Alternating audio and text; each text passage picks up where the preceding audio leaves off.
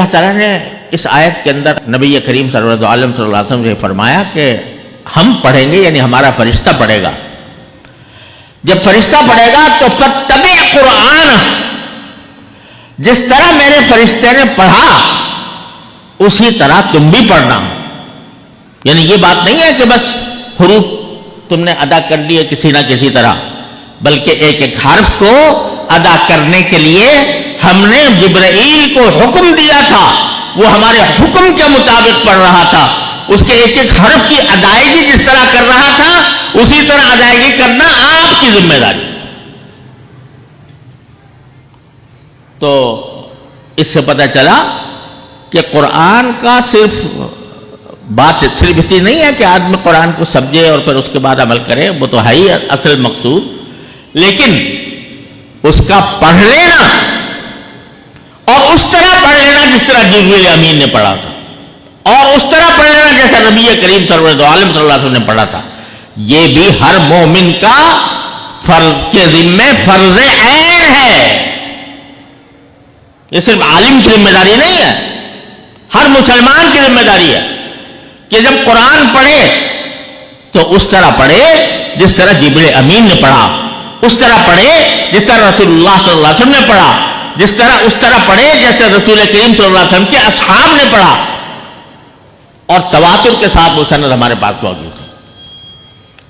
تو یہ اور اس کے لیے امت نے اس فریضے کی ادائیگی کے لیے جو عجیب و غریب علم ایجاد کیا، دنیا بھر میں اس کی نظیر نہیں مل سکتی. وہ علم کیا ہے؟ تجوید کا علم.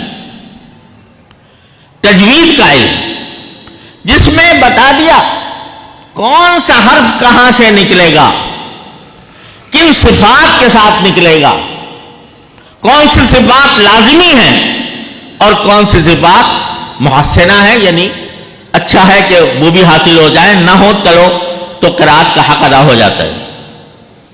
تو وہ علم تجوید جو ہے، یہ میں یہ کہتا ہوں دنیا کی کوئی قوم، کوئی زبان، کوئی ملت، کوئی مذہب اس کی نظیر نہیں پیش کر سکتا. آپ نے کسی زبان کے بارے میں سنا ہے کہ اس میں یہ ایک علم بتایا گیا ہو کہ اس حرف کی زبان سے نکالنے کا کیا طریقہ ہونا چاہیے؟ یہاں تجوید میں کچھ 29 حروف ہے نا، 29 حروف، ان میں سے ہر حرف کو کہاں سے نکالا جائے گا، کس طرح نکالا جائے گا، کس طرح ادا کیا جائے گا، اس کو مدون کر دیا اس علم نے. تو آپ نے کبھی سنا، اب انگریزی اتنی بڑی زبردست زبان ہے تو اس میں کوئی علم ایسا ہو جو یہ بتائے کہ جب بی کہاں سے نکلے گا اور سی کہاں سے نکلے گا اور ڈی کہاں سے نکلے گا اور ٹی کہاں سے نکلے گا؟ کوئی ایسا علم ہے؟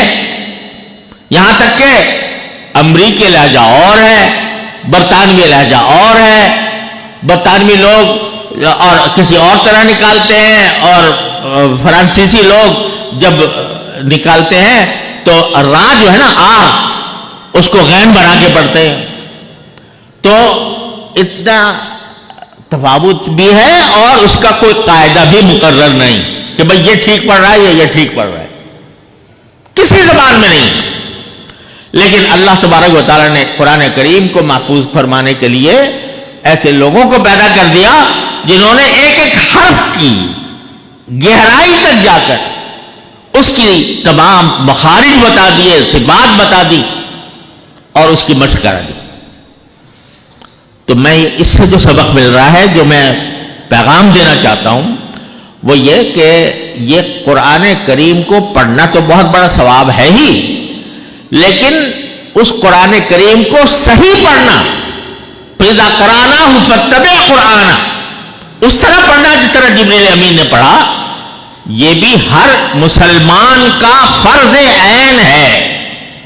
اگر آپ قرآن شریف پڑھیں اور غلط پڑھیں، جو حروف بعض اوقات بعض حروف ایسے ہوتے ہیں کہ اگر ان کو غلط ادا کیا جائے تو اس کے نتیجے میں قرآن کے معنی ہی بدل جاتے ہیں، بالکل الٹ جاتے ہیں. لہذا ہر مسلمان کے ذمہ فرض ہے کہ جب قرآن پڑھے تو سیکھ لے، اس کو تجوید کو سیکھ لے، اور وہ کوئی بہت لمبا چوڑا کام بھی نہیں ہے. 29 حروف ہیں، 29 حروف. اگر آدمی یہ طے کر لے کہ ہر روز ایک حرف کی ادائیگی کا طریقہ سیکھوں گا کسی قاری صاحب سے، تو 29 دن میں اس کا یہ فریضہ ادا ہو جائے گا. لیکن اس قدر غفلت ہے، اس قدر غفلت ہے. اول تو تلاوت قرآن ہی کی چھوٹی ہوئی ہے. کبھی مسلمان ممکن نہیں تھا کہ صبح کو بیدار ہو اور قرآن کریم کی تلاوت کیے بغیر وہ کوئی اور کام میں لگ جائے، لیکن قرآن کریم کی تلاوت سے ہی غفلت ہے. اور پھر قرآن کریم کی تلاوت سے اگر کوئی کرتا بھی ہے تو جس طرح کرنا چاہیے اس طرح نہیں کرتا، غلط پڑتا ہے. تو اس لیے میری گزارش یہ سبق، یہ آیت یہ سبق دے رہی ہے کہ ہم میں سے ہر شخص کا فرض ہے کہ وہ اپنے قرآن کریم کی تلاوت کو صحیح کرے. اور یہ جو مدرسے ہیں یہی خدمت انجام دیتے ہیں. اور رسول کریم سرور دو عالم صلی اللہ علیہ وسلم نے فرمایا خیرکم من تعلم القرآن وعلمہ. آج ہم ان لوگوں کی تو بڑی تعظیم کرتے ہیں کہ جو حدیث پڑھاتے ہیں، جو فقہ پڑھاتے ہیں، لیکن جس شخص نے اپنی زندگی قرآن کریم کی خدمت کے لیے، لوگوں کو قرآن کریم پڑھنا سکھانے کے لیے، قرآن کریم حفظ کرانے کے لیے، اور ان کا قرآن کریم تجوید کے اعتبار سے درست کرانے کے لیے جس نے اپنی زندگی کھپا رکھی ہے، اس کی تعظیم کیوں نہیں کی جاتی؟ وہ تو اور زیادہ تعظیم کا مستحق ہے، اس لیے کہ وہ اتنا بڑا عظیم فریضہ انجام دے رہا ہے. خیرکم من تعلم القرآن وعلمہ. تو دوسرا سبق اس سے یہ قرآن کریم کی تلاوت، اور تلاوت بھی صحیح طرح. اگر ایک مسلمان صبح کو اٹھ کے قرآن کریم کی، میں کہتا ہوں ایک رکوع ہی پڑھ لیا کرے. پہلے زمانے میں 7 منزلیں لکھی ہوئی ہے قرآن مجید میں، تو ہوتا یہ تھا کہ ہر ہفتے میں ایک قرآن ختم کر لیتے تھے لوگ. اس کے بعد پارے تک آ گئے، بھئی 30 پارے ہیں، چلو روزانہ ایک پارہ پڑھ لو تو ایک مہینے کے اندر ایک پارہ پورا ہو گیا. اس کے بعد عقل ترین بات یہ تھی کہ ایک پارہ پڑھا جاتا.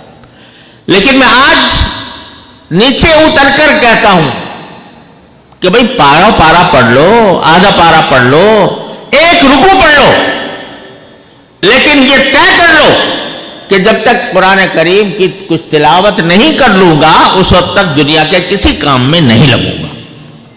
پھر دیکھو تمہارا دن کیسا گزرتا ہے، پھر دیکھو قرآن کریم کے کیا انوار و برکات تمہاری زندگی میں آتے ہیں.